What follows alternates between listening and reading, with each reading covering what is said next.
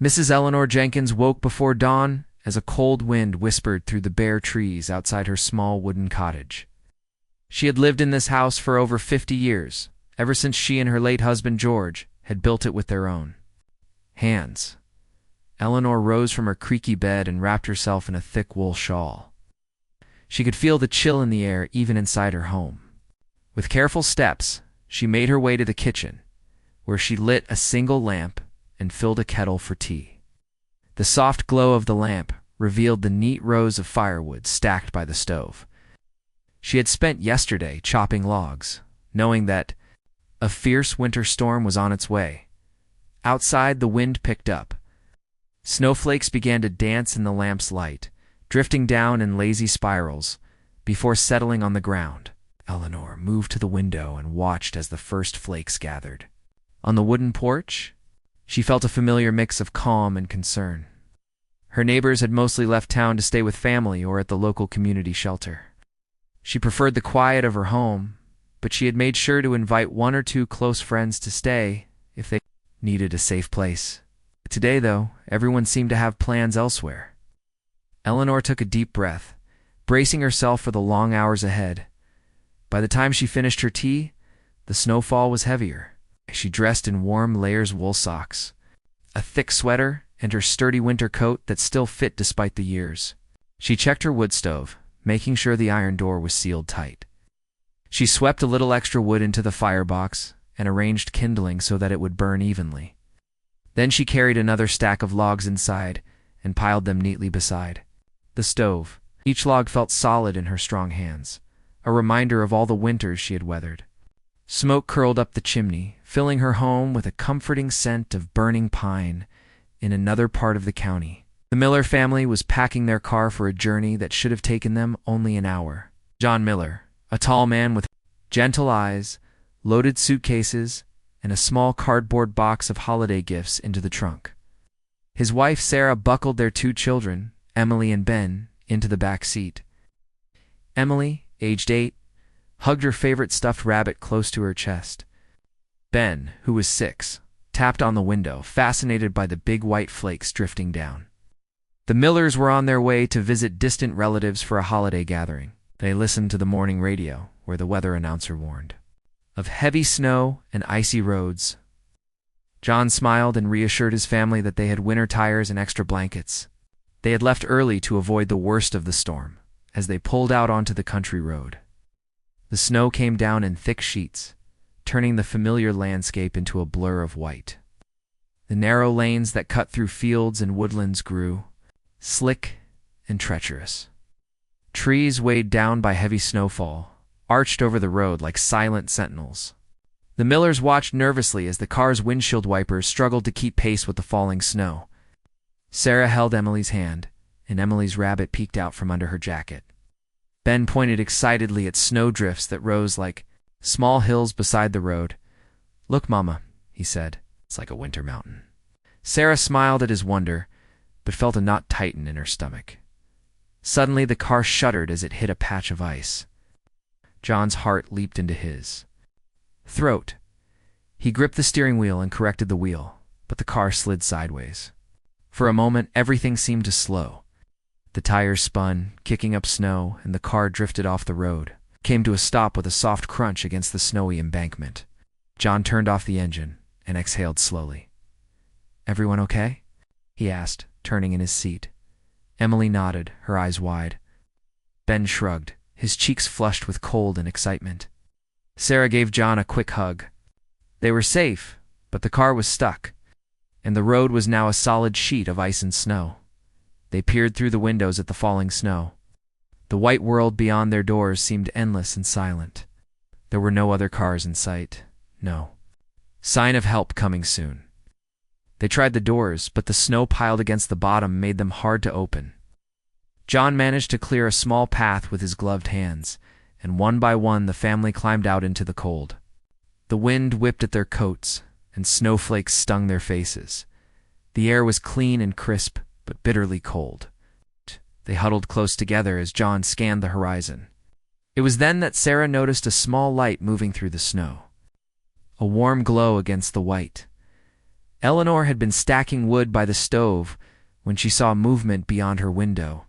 She wrapped a thick scarf around her neck and slipped on her boots. She opened her front door, and the wind carried a spray of snow inside.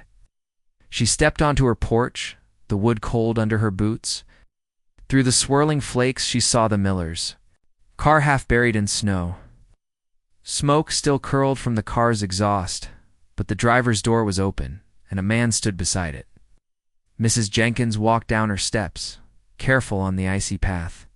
Her shawl whipped around her, but she did not hesitate. She called out, her voice steady and kind. "Are you all right out here, dears?" John looked up, relieved. "I think we're okay, ma'am, but our car is stuck." Wiping snow from his gloves, Emily and Ben stayed close behind their mother. Sarah smiled gratefully at the elderly woman. "Thank you for coming out," she said, her voice shaking slightly. "We didn't know what to do." Eleanor nodded and offered her hand. "Come inside where it's warm. You'll all catch cold standing out here." She turned and walked back to her porch. The Millers followed, crunching through the deep snow. Eleanor held the door open for them, and they stepped into a world of soft light and cozy warmth. Inside, the living room glowed with firelight. Thick rugs covered the wooden floor, and old quilts lined the back of the sofa. Eleanor guided them. To sit close to the stove, she wrapped each of them in blankets she had sewn herself. She poured hot cocoa into sturdy mugs and handed them to the children first. Emily's eyes lit up at the sight of her rabbit resting on the armchair where Eleanor had placed it to dry. Ben sipped his cocoa and sighed with contentment. John and Sarah sank into armchairs, their shoulders relaxing for the first time in hours. Eleanor watched them with gentle eyes. She knew the storm would get worse before it got better. She had lived through many winters, and she had learned that kindness was the best way to weather any storm. As the wind howled outside, the Millers sat in her warm home, grateful for the unexpected light in the long night. And in that moment, a simple act of help began a bond that would change Eleanor's life forever. The wind had grown louder by the time Mrs. Jenkins set 3 steaming bowls of vegetable soup on her worn oak table. The Millers gathered around, their faces glowing in the firelight. Emily and Ben sat close to each other on one side, their blankets wrapped tight.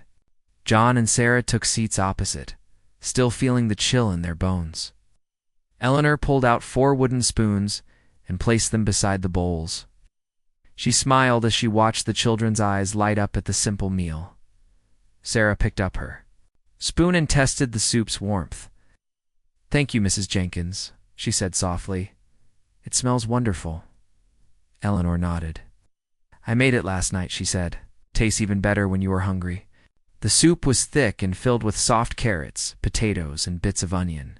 Each spoonful tasted of kindness and home.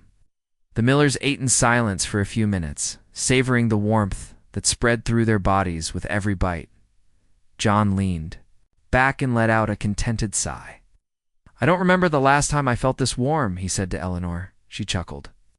"A good fire and a hot meal can work wonders," she replied. "And good company helps too." She reached for a loaf of her homemade bread and placed it in the center of the table. Crust was golden brown, and the inside was soft and steaming. She tore off a piece and handed it to Ben, who took it eagerly, butter melting into the bread. Almost at once, Emily looked around the cozy room and felt her fear slip away. She touched the soft quilt on the back of the sofa and traced the stitches with her finger. "Your home is nice," she told Eleanor. "It feels safe." Eleanor's eyes warmed. "I'm glad you feel safe here," she said. "Everyone needs a place where they can feel that way." The children smiled and hurried to finish their soup so they could explore the rest of the room, while the Millers ate. Eleanor moved to the stove and added another log to the fire. The flames danced higher, casting a golden glow on the wooden walls. She reached into a small cupboard and pulled out a tin of ginger snaps. "Who wants cookies?" she asked, holding them out on a plate. Emily and Ben jumped up, their blankets slipping from their shoulders, grabbed a cookie each, and bit into the sweet, spicy treat with delight. Sarah and John laughed at the children's joy. They looked at each other, the worry of the morning already fading. "You have been so kind to us," Sarah said to Eleanor. "We don't even know how to thank you." Eleanor shook her head. "No need to thank me," she said softly. I know what it is like to be in trouble far from home. When I was younger, my car broke down in a storm too. A kind family helped me then. I promised myself I would do the same for others. John set down his spoon. That's a wonderful promise, he said, and now you are keeping it for us. He looked at his wife and children, the flickering fire reflecting in his eyes. We are safe because of you, Eleanor smiled and returned to her seat at the table. She folded her hands in her lap and watched the Millers. This storm might last all day, she said. The roads are closed until the plows arrive. You will have to stay here until it is safe. Sarah reached out for Eleanor's hand. You would like that, she said. You have given us more than shelter. You have given us hope. Eleanor's heart swelled with warmth. She felt a connection to this family she barely knew. She knew she was not alone anymore, and they would not be alone either. Outside, the wind howled, but inside the cottage, there was peace. As the meal ended, Eleanor invited the Millers to move to her living room for tea. She fetched a porcelain teapot and 4 cups with delicate floral patterns. She poured fragrant tea and handed each person a cup. The steam rose in gentle clouds. Emily cradled her cup like a treasure. Ben blew on his before taking a careful sip. The warmth of the tea soothed their bright cheeks. Eleanor sat back on her favorite armchair, the one with the gentle spring in its cushion. She propped her feet on a small footstool and looked at the Millers. Tell me about yourselves, she said. Where are you from? John cleared his throat. We live about 10 miles down the road, he said.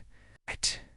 We were on our way to see my sister for the holidays. I grew up here too, though we moved away for work a few years ago. Eleanor nodded. I remember when this town was full of children. Playing in winter snow, she said. Now it is quieter. Many young people have left. Sarah smiled softly. It is quiet, yes, she said. But being back reminds us of what matters most. She glanced at her children, who were now looking through a basket of old magazines on the coffee table. Eleanor followed her gaze. She had collected magazines. From neighbors and friends over the years-old cooking magazines, travel magazines, even some children's picture books. She pulled out a colorful magazine with photographs of wildflowers. Would you like to see some pictures from my garden? She asked the children. Emily nodded eagerly and climbed onto Eleanor's lap. Eleanor turned the pages, showing photographs of sunflowers, tulips, and roses from the spring and summer. These grew along my fence, she said. They remind me that life keeps going, even after the coldest winter. Emily pointed at a bright red rose. That one is my favorite, she said. Eleanor smiled and said, It is a strong flower. It can handle rain and wind, and still it blooms. Ben found a picture of bluebells and giggled. It looked like bells, he said. Maybe they ring when the wind blows. Eleanor laughed. That is a lovely thought, she said. The conversation flowed easily. John and Sarah shared stories of their work, John as a teacher and Sarah as a nurse at a local clinic. They spoke of their children's school activities and their hopes for the new year. Eleanor listened, nodding and asking gentle questions. She told of her late husband George and the small woodworking shop he ran before he died. She described the tables and chairs they made together and how much she missed him every day. The room was filled with shared stories, bridging the gap between strangers. Time passed, marked only by the steady crackle of the fire and the soft ticking of an old clock on the mantel. Outside, the storm continued its dance, but inside, the Millers and Eleanor were wrapped in warmth and friendship. Emily leaned against Eleanor's side, growing sleepy. Eleanor offered her a blanket and guided her to a small daybed Eleanor had prepared. She tucked Emily in and gave her a gentle kiss on the forehead. Ben sat on the sofa, his eyelids heavy. Eleanor let him rest his head on her shoulder, humming a soft tune that he had asked her to sing. John and Sarah watched, touched by Eleanor's care. They held hands across the coffee table. She is an angel, Sarah whispered. John nodded, tears in his eyes. She has given us everything, he said. Eleanor looked at the couple and saw the love in their eyes. She felt a quiet joy in her heart. She knew that kindness was a gift that grew when shared. By late afternoon, the storm showed signs of slowing. The wind was softer, and the snow fell more gently. Eleanor cleared a small space by the front door and prepared fresh blankets. For John and Sarah, she showed them the small guest room, simple but clean, with 2 single beds and warm quilts. They thanked her and said they would rest a while before checking on the car. Eleanor nodded and left them to settle in. Back in the living room, she sat quietly in her armchair, like she looked at the fire, thinking of her late husband's smile and the life they had built together. She thought of the stormy night so many years ago, when strangers had saved her, and how she had promised to pass on that kindness. Now she saw that promise fulfilled again. She felt a deep peace in a sense, that life, even in its hardest moments, could bring unexpected joy. As the sun dipped lower, a soft knock came at the door. A young county road crewman stood there, his coat dusted with snow. He carried a long shovel and wore a friendly smile. "Ma'am, the roads are clear now," he said. "Can you tell me where your car is?" Eleanor thanked him and pointed toward the road.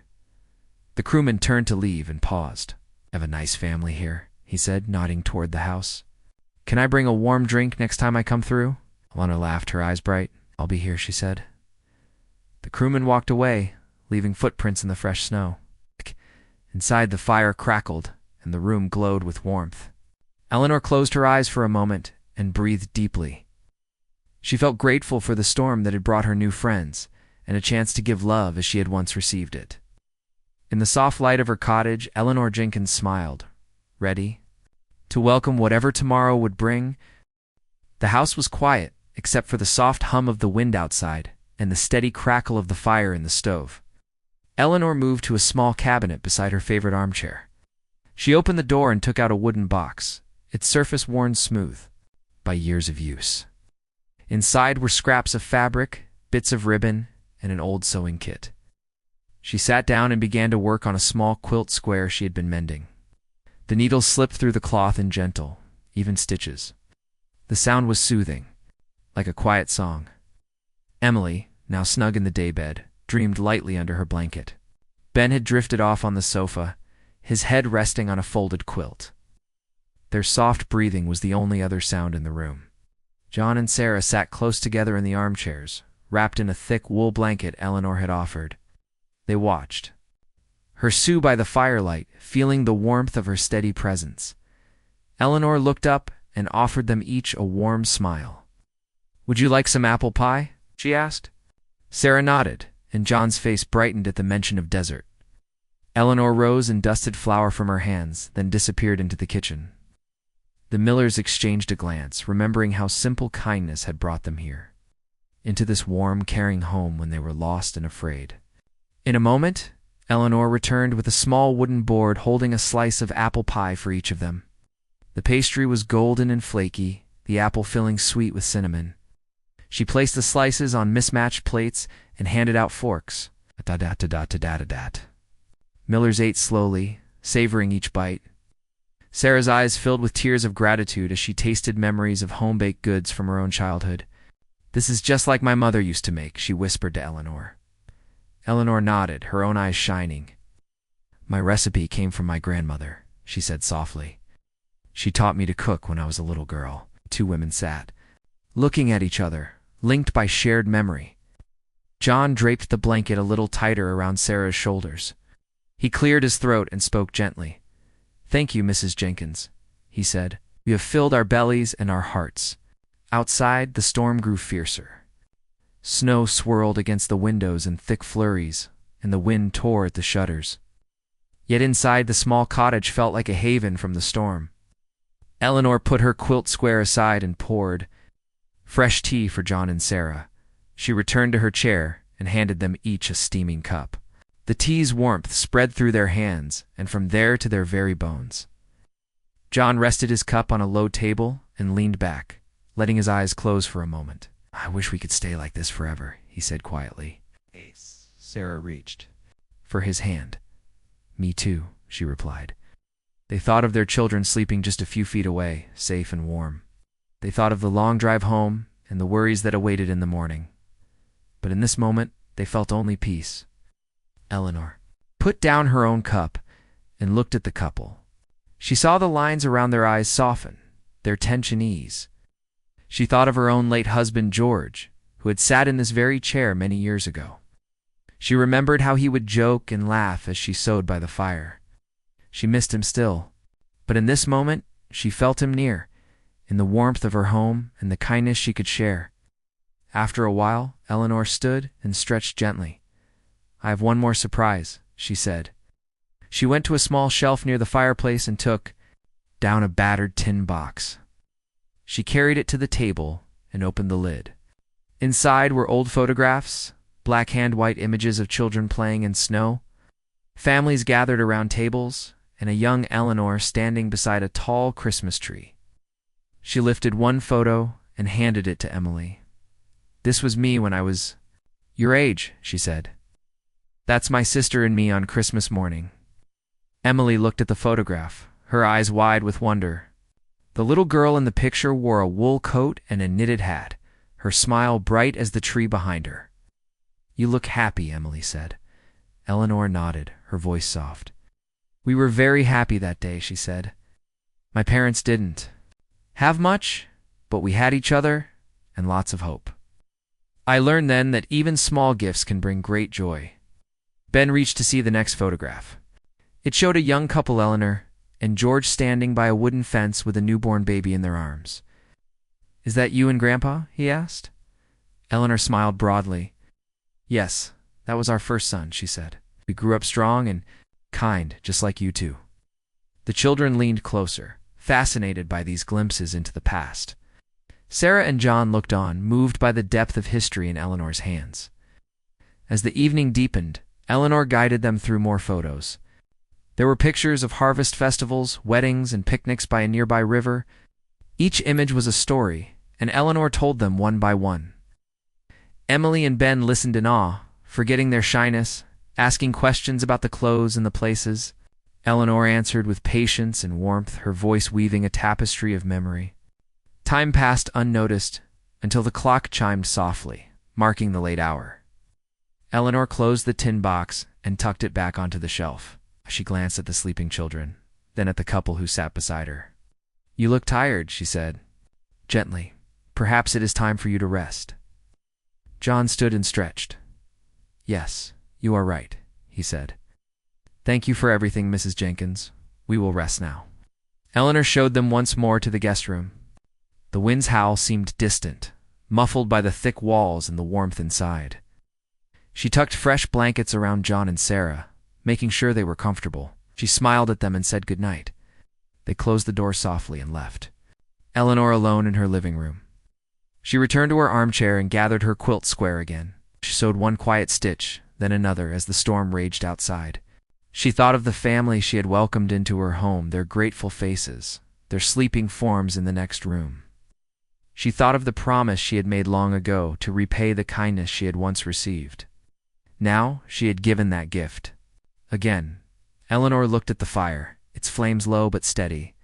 She felt a deep contentment, a sense that her life's work of caring for others had meaning still. She closed her eyes for a moment, listening to the wind, the fire, and the soft rhythm of her own heartbeat. She felt not fear, but hope, rooted in the simple truth that kindness could warm even the coldest night. When she opened her eyes, it was almost dawn. The wind had quieted, and the snow had settled into a thick blanket over the world. She rose slowly, her bones creaking with age, and walked to the window. She saw the miller's car now covered in fresh snow, and beyond it the endless fields shining white. She felt a tug in her heart, a desire to see the family safe on their way. Eleanor turned from the window and moved to prepare tea for the early morning. She filled the kettle, gathered cups, and set them on a tray. The house was still, peaceful in the hush before sunrise. She thought of the journey ahead for the Millers and prayed for their safe passage. Then she sat back in her armchair with the tray in her lap, waiting for the household to stir. In the gentle glow of her lamp, Eleanor Jenkins felt a calm joy. The storm had brought strangers to her door, and through kindness, they had become friends. She knew that when the Millers woke, they would find warmth, a hot cup of tea, and a friend's smile to guide them on their way.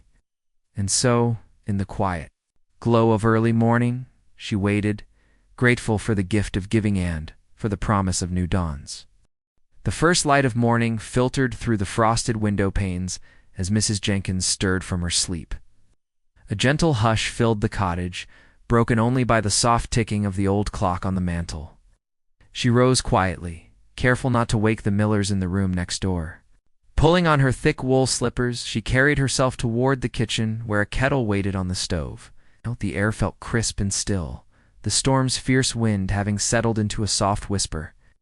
In the living room, the coals in the firebox glowed faintly. Eleanor fed them a few kindling sticks and arranged the ashes, coaxing the embers back to life. Soon, warm orange flames flickered, casting dancing shadows on the walls. She filled the kettle with fresh water and set it to boil. Then she gathered 4 mismatched mugs from the shelf, each one chipped but full of character. She placed them on a tray beside a small tin of her homemade honey cakes, wrapped in wax paper. By the time the Millers emerged from their guest room, the cottage was warm and fragrant. John stretched and yawned, stepping out into the hallway in his slippers. Sarah followed, brushing a strand of hair from her face. Emily and Ben peeked around the door, rubbing sleep from their eyes. Eleanor smiled as she guided them into the kitchen. "Good morning, dears," she said. "I made tea and some honey. Cakes, if you're hungry." Sarah looked around in gentle wonder. "It smells so good in here," she said. Emily's face lit up at the sight of the cakes. She reached for one, and Eleanor handed it to her with a grandmotherly smile. A small piece, his eyes bright with delight. The family gathered around the kitchen table, sipping warm tea as the morning light grew stronger. Once they had eaten, John stood and cleared his throat. "Mrs. Jenkins," he said, "we want to thank you again for everything. Couldn't have asked for more." Eleanor shook her head softly. "You don't need to thank me. I'm just happy you're safe." She wiped her hands on her apron and fetched the small radio that sat on a shelf. She turned the dial until she found the County Road Service station's broadcast. A calm voice reported that the roads were now passable and that plows were at work along the main highways. Eleanor pressed the radio's call button and spoke into the microphone. "Hello, this is Eleanor Jenkins at 231. It's Pine Hill Road. My car is stuck near the big oak tree about half a mile south. Can you send someone to clear the road?" The operator replied that a crew would be there soon. Eleanor thanked her and turned off the radio. She folded her hands and looked at John. "They will come in about an hour," she said. "Until then, you can rest by the fire or stay here until you are ready to travel." John nodded. "Thank you, ma'am. That is very kind." He glanced at his wife, who smiled back with relief. Emily and Ben settled onto the rug by the hearth, watching the flames. Alana filled a small thermos with fresh hot tea and dusted off her coat. "If you want to gather your things, I can help you carry them to the car when the crew arrives." John climbed to his feet. "That would be wonderful," he said. He walked to the guest room to fetch their suitcases, while Sarah knelt to gather Emily and Ben's blankets into a neat bundle. Outside, the world was still blanketed in white. The snow glistened in the early sun, and the fence posts looked like rows of frosted candles. A distant rumble grew louder, and soon a yellow plow truck appeared, its blade lowered to clear a path. The driver, a young man in an orange vest, waved as he approached the cottage driveway. Eleanor opened the door and stepped outside, her boots crunching in the fresh snow. Children ran ahead, eager to see a real plow in action. The driver cut a wide swath through the drifted snow and parked beside the Miller's car. He climbed down, wiping his hands on his trousers. "Good morning, ma'am," he said. "I got your message. Let me clear that car out for you." He climbed into the cab again and maneuvered the plow blade around the stalled vehicle. Eleanor stood by, watching as the snow was pushed aside, freeing the car's wheels. In minutes, the road lay open from the edge of the ditch to where it met the main highway. John stepped forward and shook the driver's hand. "Thank you very much," he said. "You've saved our trip." The driver smiled beneath his wool hat. "Just doing my job, sir," he said. He waved and walked back to his truck, ready to clear more snow. Eleanor turned to the Millers. "Shall we load your things?" she asked. John and Sarah nodded, and they all worked together to load suitcases, blankets, the children's stuffed rabbit into the trunk. Before the trunk closed, John turned to Eleanor. "Mrs. Jenkins," he said, his voice earnest, "you have done more for us than we can ever repay." We reached into his coat pocket and pulled out a small leather notebook and pen. "Want to promise you something," he said. "I will write you a letter of thanks, and I will ask my friends and neighbors to help me find a way to repay your kindness. You deserve that." Eleanor's eyes glistened. "Your friendship is enough," she said softly. But John shook his head. "Right. No, it is not enough," he insisted. "Yeah. You risked your night, your home, your time to help us. You deserve more than words. I promise you, you will hear from me again." He closed his notebook and slipped it into Eleanor's hand. She felt the smooth leather and saw her name written in neat letters on the cover. Sarah stepped forward and hugged Eleanor warmly. "You have a special heart," she said. "We will always be grateful." Emily and Ben said goodbye with shy waves. Ben hugged Eleanor's leg, and Emily pressed a small handmade drawing into Eleanor's hand, a picture of Eleanor's cottage with a bright sun above it. "Thank you for keeping us safe," Emily whispered. Eleanor knelt and kissed each child. On the top of the head, "You are safe now," she said. "Always remember, kindness travels far." With final smiles, the Millers climbed into their car. Eleanor stepped back onto her porch, watching as John started the engine and pulled onto the freshly cleared road. The children waved at the window, and Eleanor lifted her scarf in a wave. Nice. Then the car drove down the lane and turned onto the highway, heading away into the snowy hills. Eleanor stood for a moment, the leather notebook warm in her hand. She felt a mixture of pride and surprise at John's promise. She wondered what he would write and if he really would send help. She closed her eyes and breathed in the cold air, letting the morning sun warm her face. Behind her, the cottage door stood open, inviting the warmth back inside. Later that afternoon, Eleanor sat by her radio, mending a seam on her shawl, when she heard a familiar voice. "This is the Highway Patrol. We have received reports of stranded motorists on Pine Hill Road. All drivers are now safe, thanks to help from a local resident, Mrs. Eleanor Jenkins." Eleanor's heart skipped a beat. She smiled and hummed a soft tune as she continued her sewing. That evening, as the sky turned pink and the last light faded, Eleanor found a letter in her mailbox. It was from John Miller. She sat at her small writing desk and opened the envelope. Inside was a handwritten note. "Dear Mrs. Jenkins, words cannot express our gratitude. Your kindness saved our family. As a small token of thanks, we have made a donation in your name to the Pine Hill Community Center to help other families in need. We have also shared your story on social media, hoping others will be inspired by your generosity. We will never forget you. With deep thanks, John, Sarah, Emily, and Ben Miller." Tears pricked Eleanor's eyes as she read. She ran her finger over John's kind words. She had never asked for anything, yet this family had given back in a way she could never have imagined.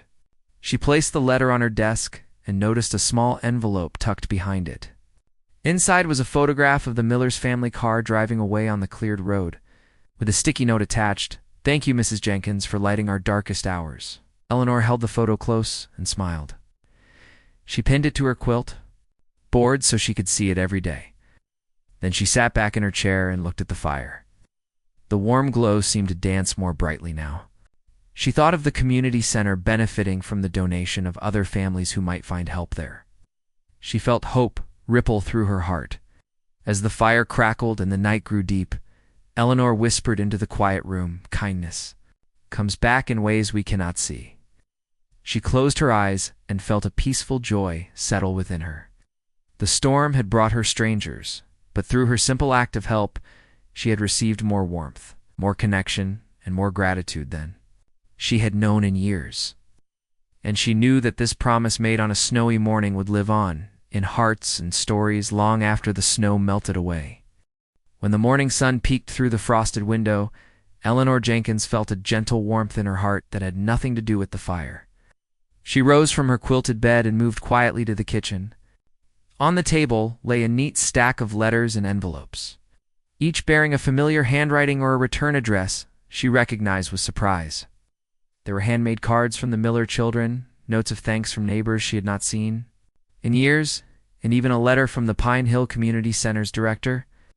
Eleanor set the kettle to boil and took a moment to read each message.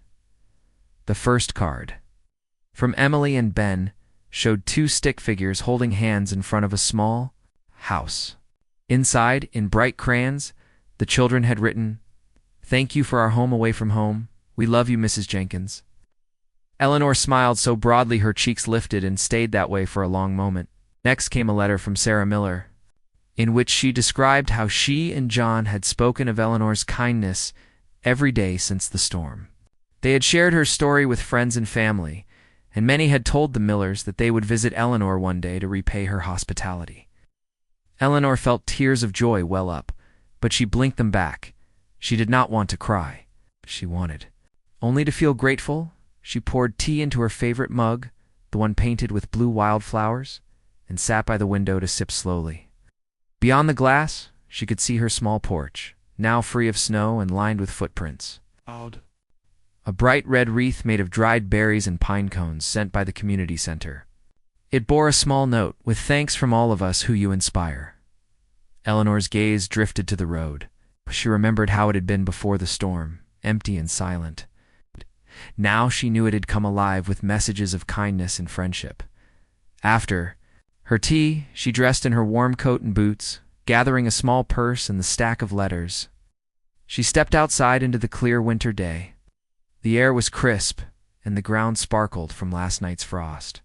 As she walked toward the community center, her steps felt light, almost as if the letters themselves lifted her spirits. The center sat in the heart of town, a simple brick building with big windows and a welcoming sign. Inside, a small crowd had gathered for a thank you ceremony organized in her honor. Eleanor paused in the doorway, surprised by the number of people there. Neighbors she had waved to from her porch, local farmers, teachers, and children, stood in a loose semicircle. At the front, a long table held a modest cake, decorated with white icing and pine needles. The director of the center, a kind woman named Ms. Patel, stepped forward and motioned for Eleanor to join her at the table. Eleanor's heart pounded, and she felt shy for the first time in days. "Eleanor," Ms. Patel began, her voice warm and clear, "we are here today to thank you for the kindness you showed the Miller family during last week's snowstorm. Your simple act of hospitality reminded us all of the power of caring for one another. In your name, we have raised funds to repair our roof so this center can stay open for years to come." The crowd clapped, and Eleanor's cheeks turned pink. She tried to step forward, but her legs felt unsteady until Ms. Patel gently guided her hand. A small plaque rested on the table. Carved simply, it read, "In honor of Eleanor Jenkins, whose kindness warms every winter." Ms. Patel placed the plaque in Eleanor's hand, and the crowd fell silent, waiting. Eleanor opened her mouth, but no words came at first. Then in a quiet voice she said, "I never meant to do anything special. I only did what someone did for me long ago." She paused, swallowing. "I am grateful to live among people who believe in kindness as much as I do." The applause returned, stronger this time, and Eleanor felt tears slipping down her cheeks. She wiped them away with the back of her hand. After the ceremony, people came forward to speak with her. A neighbor named Mr. Alvarez offered to help her stack firewood for the rest of the winter. A teacher from the local school promised to bring children to read stories with her on cold afternoons. Each person offered a small gift of time or labor, and Eleanor realized that her life was richer now, not just by material help, but by genuine friendship. That afternoon, as she returned home with a basket of fresh bread baked by Ms. Patel, Eleanor paused at her front gate. She looked at her cottage, its roof newly cleared of snow, the windows shining bright. She thought of her late husband, George, how he would have been proud to see the life she still lived in, active, connected. Life filled with love. She opened her gate and walked up the path, feeling the crunch of gravel under her boots. Inside, she placed the bread on her kitchen table and poured herself another cup of tea. As the days passed, the kindness continued to come. Volunteers from the community fixed a loose board on her porch.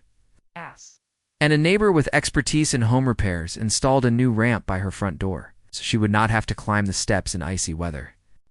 Children she did not know waved hello as they rode their sleds past her house. And sometimes they paused to ask if she needed help sweeping fallen snow. Eleanor found herself surrounded by people who wanted to make her life easier, all because she had offered help once. One evening, as Eleanor sat by her fire, she heard a familiar click on her radio. It was the local news anchor reporting on her story. The anchor spoke of Eleanor's kindness and how the community had rallied around her.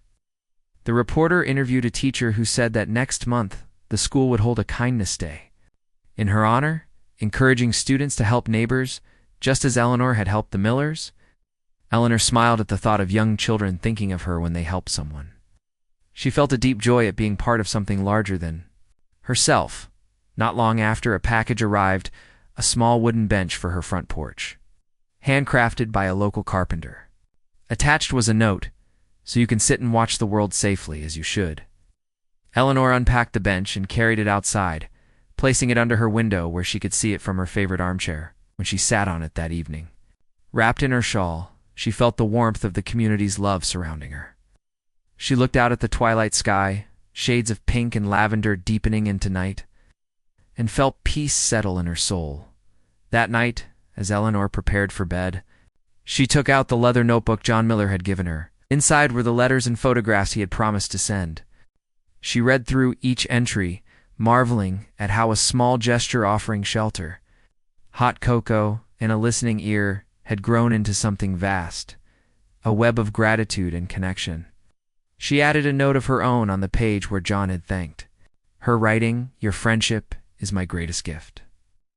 Before she closed the notebook, she flipped to the back, where she saw the drawing Emily had made and the photo of the Miller's car on the cleared road. She smiled, remembering the children's faces, the way they had hugged her hand and called her Mrs. Jenkins. She placed the drawing in a frame she found in her sewing box and set it on her mantel beside George's photograph.